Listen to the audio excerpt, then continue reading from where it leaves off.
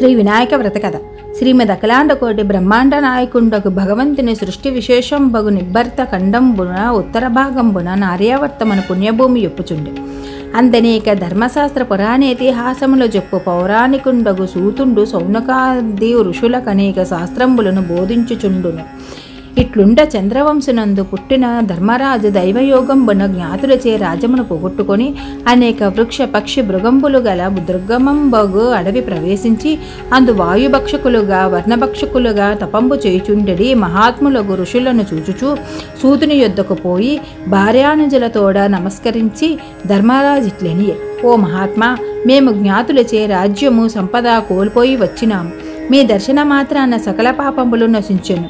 మా యందు కృప కలిగి మరల రాజ్యాదులు గలుగునట్లు వ్రతం బాణ తీయవలననే వేడగా సూతుండిట్లనియే: ధర్మరాజా, సమస్త పాపములు పోగొట్టి పుత్రపౌత్రాభివృద్ధి చేయు రహస్యమైన ఒక వ్రతము కలదు.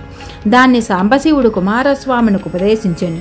అదెట్లనినా ప్రమదగణాది సేవితింబగు నానారత్న విభూషితంబగు కైలాస పర్వతమందలి మందార వృక్ష సమీపంబున సింహాసనముపై పరమశివుడు కూర్చునియుండతరి షణ్ముఖుడే తెంచి ఇట్లనియే: ఓ నీలకంఠ, లోకంబున నుండు ప్రజలే వ్రతము చేసిన పుత్రపౌత్రాదులను పొంది సుఖముగానుందురో అట్టి వ్రతము చెప్పమనగా శివుడు: ఓ కుమారస్వామి, ఆయువును సర్వసంపదలను అభివృద్ధి చేసిడు వినాయక వ్రతంబను వ్రతం ఒకటి కలదు. ఆ వ్రతమును భాద్రపద మాస శుక్లపక్ష చవితి నాడు ప్రాతకాలమున స్నానము చేసి శుచిర్భూతుండే నిత్యకర్మలు ఈడేర్చి తన శక్తి కొలది బంగారంతో గాని వెండితో గాని మట్టితో గాని విఘ్నేశ్వర ప్రతిమను చేసి స్వగృహోత్తర దిశమున మండపం బేరపరిచి ఒడ్లు గాని బియ్యము గాని పోసి అష్టదళ పద్మం బేరపరిచి గణేశ్వర ప్రతిమను ప్రతిష్ఠింపచేసి శ్వేత గంధాక్షత పుష్ప పత్రాదులచే పూజించి ధూపదీపములను సమర్పించి కుడుములు మొదలైన పిండి వంటలు, టెంకాయ, అరటి పండ్లు, నేరేడు పండ్లు, వెలగ పండ్లు, చెరుకు మొదలైన ఫలములను ప్రత్యేకముగా దినుసునకు 21 ప్రకారము నైవేద్యము చేసి నృత్య గీత వాద్య పురాణ పఠనాదులతో గణపతి పూజ సమాప్తి చేసి యథాశక్తిగా వేద విధులైన బ్రాహ్మణులకు తాంబూల దక్షిణలిచ్చి బంధుజనులతో భక్ష్యభోజ్యాదులతో భుజింపవలయును. ఈ ప్రకారం బెవ్వడు గణపతి పూజ చేయును వానికి గణపతి ప్రసాదము వలన సకల కార్యములు సిద్ధించును. ఇందుకు సంశయము లేదు. మరునాడు ఉదయంనే లేచి స్నానాదులు కావించి పునఃపూజ యొనర్చి వారి వారి శక్త్యానుసారముగా గణపతికి మౌంజీ కృష్ణాజినదండ యజ్ఞోపవీత కమండల వస్త్రంబులిచ్చి ఇతర విప్రులను దక్షిణ తాంబూల భోజనాదులచే సంతృప్తి చేయవలెను. కుమారస్వామి, వ్రతములలో ఉత్తమంపైన ఈ వ్రతరాజ్యమును 3 లోకములందును ప్రసిద్ధి చెంది గరుడ గంధర్వ కిన్నెర కింపురుషాదులచే ఆచరింపబడినదని స్కందునకు పరమశివుడు ఉపదేశించెను. కావున ఓ ధర్మరాజా, నీవును ఈ వ్రతము చేసితివేని శత్రువులను జయించి సుఖముగా నుందువు. మరియు తొల్లి ఈ వ్రతమును దమయంతి ఆచరించి నలమహారాజును పెళ్లాడెను. శ్రీకృష్ణమూర్తి ఆచరించి సమంతకమణితోడ జాంబవతిని పొందెను. అదెట్లనినా సత్రాజిత్తును నరేంద్రుడు సూర్యుని వరముచే పొందబడిన సమంతకమణిని ధరించి శ్రీకృష్ణ దర్శనార్థమై ద్వారకకు బోవ సూర్యుని వలె ప్రకాశించుచున్న సమంతకమణిని శ్రీకృష్ణుడు అడుగగా దాన్ని సత్రాజిత్తు ఇవ్వక తన ఊరికి పోయెను. ఇమ్మటి సత్రాజిత్తు తమ్ముడు ఆ మణిని ధరించుకొని వేటకు బోవా అక్కడొక సింహము వాణ్ణి వధించి ఆ మణిని ఎత్తుకొని పోవుచుండగా నా సింహమును జాంబవంతుడు హతమునర్చి ఆ మణిని తన గుహకు తీసుకొని పోయెను.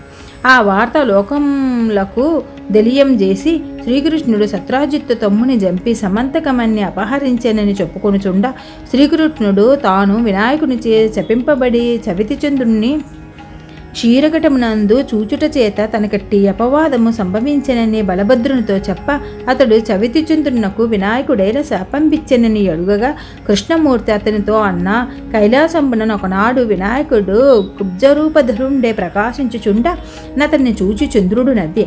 అంత వినాయకుడు చంద్రుని చూచి: ఓరి, నిన్ను చవితి దినంబున తెవ్వరేని చూచితిరేని వారికి అపవాదం సిద్ధించునని శపించగా చంద్రుడు అతి దీనుండే ప్రార్థింప వినాయకుడు స్కందునకు సాంబశివుడానతిచ్చిన ప్రకారము భాద్రపద శుద్ధ చవితి రోజున నన్ను యథావిధి నర్చించి వ్రతంబు సలిపిరేని వారికి సంభవించిన అపవాదులు తొలగి శత్రుజయమును మోక్ష సామ్రాజ్య సిద్ధియు పుత్రపౌత్ర గోమహిషాభివృద్ధియు కలుగునని వినాయకుడు చంద్రునకు చెప్పాను. అంత చంద్రుడు మొదలుగు వారి వ్రతంబు చేసిరి అని కృష్ణుడు బలభద్రునితో చెప్పే. బలభద్రుడు తన పురము తెల్లవారిచే ఈ వ్రతమును సల్పునటుల చేసి తాను కృష్ణమూర్తియు సదా నా వ్రతం బొనర్చి వినాయకుని ప్రసాదము చేత జాంబవంతుని వద్దకు పోవ అతడు జాంబవతియు అను తన కూతురుని శ్రీకృష్ణకిచ్చి వివాహము చేసి సమంతకమణియును సంగిన ఆ రత్నమును వాసుదేవుడు సత్రాజిత్తునకివ్వగా అతడు సత్యభామయను తన కూతురిని నివ్వగా ఆమెను పెండ్లాడి కృష్ణమూర్తి సుఖముగా నుండెను. ఇంద్రుడు పూజించి వృత్రాసురుని హతమనర్చెను. సీతాదేవిని వెతకినప్పుడు శ్రీరాముడును, గంగను భూమికి తెచ్చినప్పుడు భగీరథుడును, అమృతోత్పాదనము చేయునప్పుడు దైవాసురులను, కుష్ఠవ్యాధి నివారణ కొరకు సాంబవుడును ఈ వినాయక వ్రతము చేసిరని ధర్మరాజు ఈ వ్రతము సెలిపి శత్రువులను జయించి రాజ్యము నుండి సుఖముగా నుండెను. కావున మనసును తలచిన కార్యములను ఈ వినాయక వ్రతము సలుపుట వలన సిద్ధించుటతే గణేశుడు సిద్ధి వినాయకుడని ప్రసిద్ధి చెంది విద్యారంభకాలమున పూజించిన విద్యాలాభమును జయార్ధ జయమును పుత్రాది పుత్రులను బడయుదురు. విధవ పూజించినేని మరే జన్మమందును వైదవ్యము పొందదు. కావున బ్రహ్మ క్షత్రియ వైశ్య శూద్రులు యథావిధిగా ఈ వ్రతం ఆచరించి శ్రీ గణపతి అనుగ్రహముచే సకలైశ్వర్యములో పొంది సుఖముగా నుందురుగాక.